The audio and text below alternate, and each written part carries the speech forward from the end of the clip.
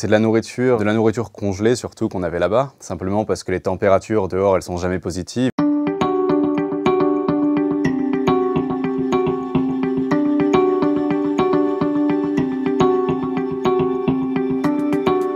Je mangeais beaucoup, parce qu'il faut beaucoup de calories pour lutter contre le froid. On avait la chance d'avoir un cuisinier, un Italien qui était là juste pour faire à manger, et c'était important parce que ça joue vachement sur le moral de l'équipage. La nourriture, elle est amenée pendant la saison estivale, entre novembre et février, par des avions et par des convois de véhicules qui mettent une dizaine de jours à arriver depuis la côte.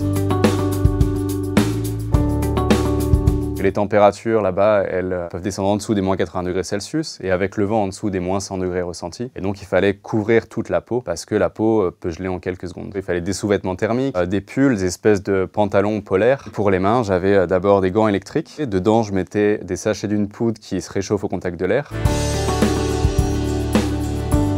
J'allais à 700 mètres ou 1 km de la base pour faire des relevés météorologiques, pour regarder la structure de la neige. C'est des moments que j'adorais parce que le paysage est vraiment magnifique.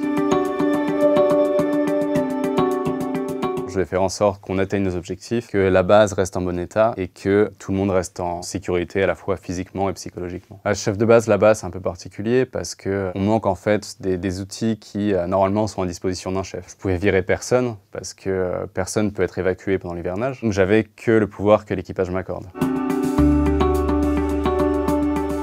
J'allais soulever un peu de fonte à la salle de musculation. On avait aussi une bibliothèque avec pas mal de livres, une table de ping-pong, un baby-foot, un billard et un sauna qu'on allumait à peu près 2 heures une fois toutes les 2 semaines.